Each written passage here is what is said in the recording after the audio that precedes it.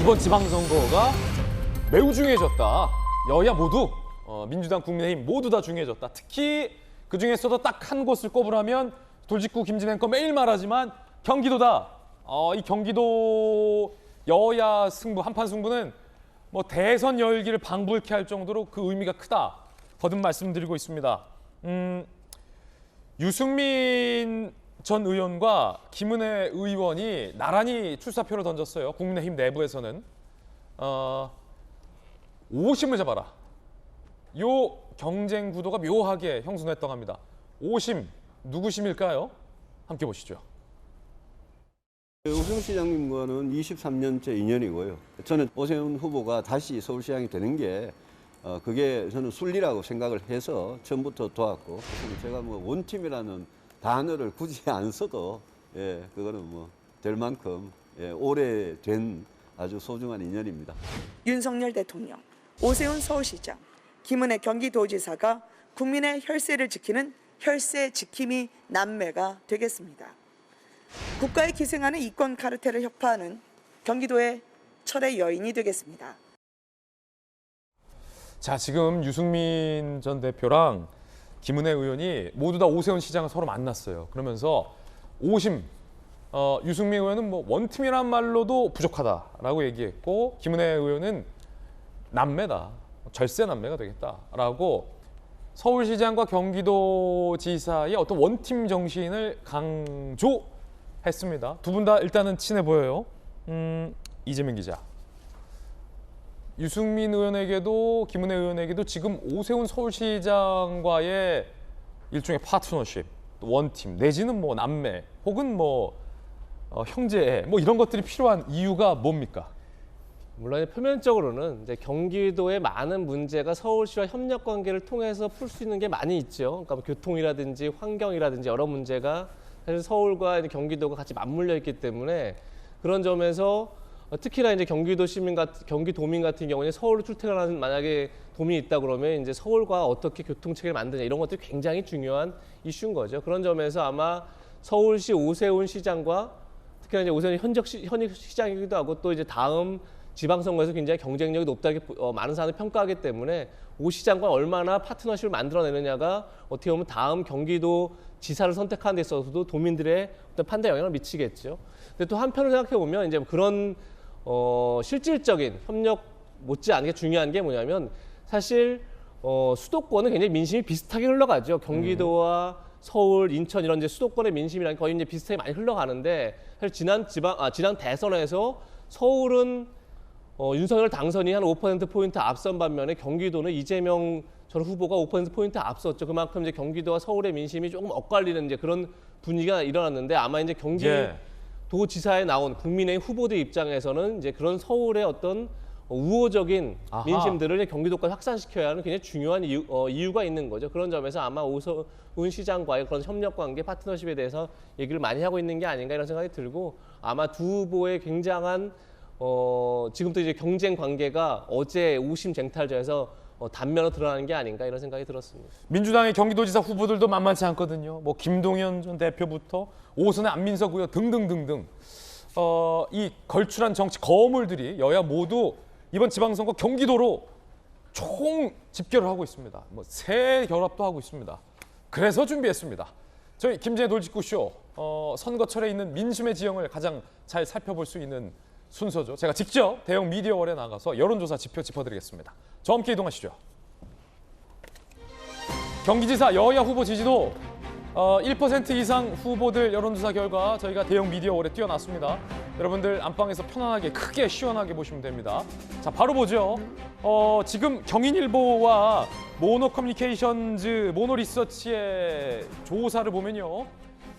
일단 김은혜 의원이 현재 17.6%, 김은혜 의원이 17.6%, 그리고 유승민 의원이 14.6%입니다. 그리고 김동연 전 대표가 13.7%. 자, 이렇게가 지금 1위권 박스. 이 세 명이 1위권 박스. 오차범위 내에서 접전, 박중지세. 김은혜, 유승민, 김동연 1위권 박스. 그런데 한 가지 흥미로운 거는 오차범위 아니라 통계적으로 수치를 비교하는 건 의미가 없지만 국민의힘 내부에서 김은혜, 유승민, 유승민, 김은혜 조사 기간마다 누구 이름이 먼저 나오는지가 조금씩 다르다라는 거죠. 이거 민감할 수 있어요. 자, 그리고 그 뒤에 안민석 6.7, 염태영 6.5, 강용석 3.8, 조정식 1.5의 순으로 이어지고 있다는 겁니다. 그래서 궁금합니다, 이양수 의원님.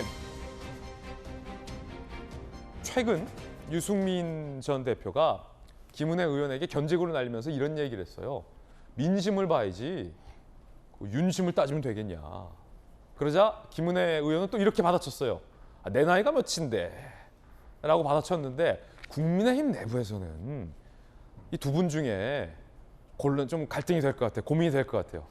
예, 저 두 분의 그 스타일이라든지 정치 지향이 완전 다르거든요. 완전 달라? 네, 그리고 약간 세대도 좀 다르고요.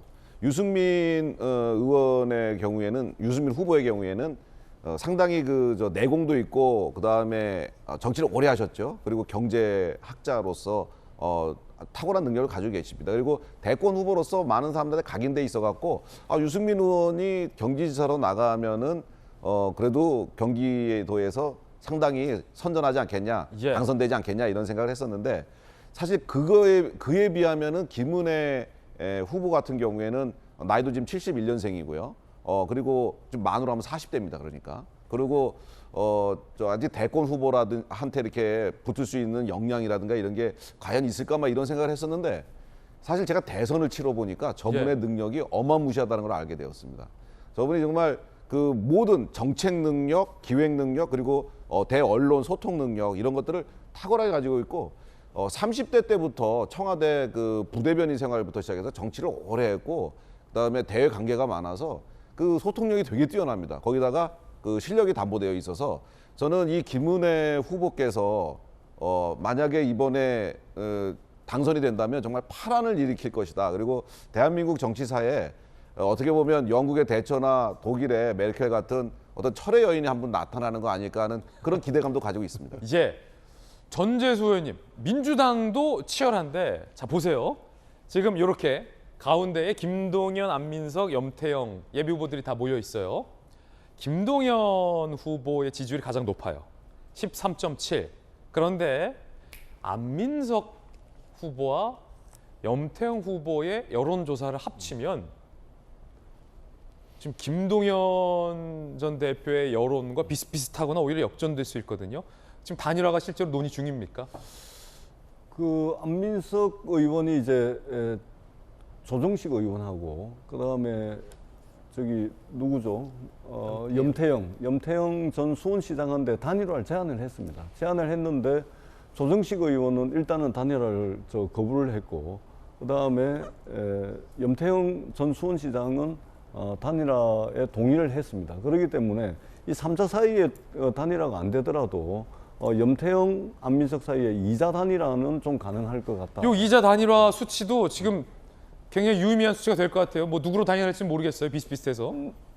그러니까 경선을 이제 해봐야 되겠죠. 예. 경선을 해보고, 그러니까 아마 단계적으로 몇 차례에 걸친 단일화가 될 것 같아요. 안민석, 염태영 단일화하고 그다음에 필요하면 또 김동연 후보와 단일화를 통해 가지고 순차적으로 연쇄적으로 단일화 과정을 거칠 가능성도 있겠다 이렇게 말씀드립니다. 예. 자, 그럼 국민의힘 후보만 놓고 여론조사를 돌려봤을 때는 과연 그 결과가 어떻게 나올까요? 지금 공개합니다. 자, 이렇게 나옵니다. 또 같은 의뢰자와 같은 여론조사 기관인데, 앞서서 여야 후보들을 쭉 놓고 봤을 때 순서와 국민의힘 후보만 놓고 여론조사를 실시했을 때 순서가 좀 달라요.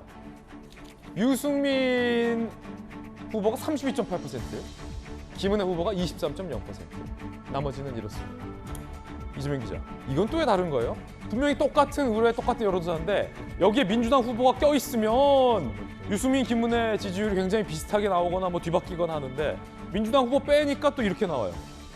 흔히 이제 역선택이라는 표현을 쓰는데, 저는 역선택은 별로 이제 바람직한 단어가 아니다. 차선 선택이 맞다 생각하는데, 결국 민주당 지지자 혹은 또 이제 국민의힘 후보를 지지하지 않는 사람들이 누굴 차선 선택하느냐, 거기서 유승민 전 의원이 많이 선택되는 이제 그런 상황이 된 게 아닌가 싶습니다. 그래서 전체 여론조사 응답자 중에서 국민의힘 후보만 놓고 봤더니 유승민 전 의원이 김은혜 의원보다 좀 앞서 있는 그런 상황이 됐는데, 또 저희가 자료를 준비하지 않았지만 국민의 힘을 지지하는 유권자를 대상했을 때 또 이제 김은혜 의원이 오히려 유승민 전 의원을 앞서는 그런 결과가 나오기도 했습니다. 저에게 무슨 얘기냐면 결국은 제가 볼 땐 당내 결집력은 김은혜 의원이 앞설 수 있다. 다만 중도 확장성에서는 유승민 전 의원이 앞설 수 있다. 이런 이제 얘기가 되는 거죠. 근데 이런 얘기는 예전에도 많이 했었죠. 그때 언제 얘기했었냐면 윤석열 안철수 단일화 때 어떻게 보면 결집력은 윤석열 후보가 강하지만 확장력은 안철수 후보가 강하다. 이런 얘기를 많이 했던 거죠.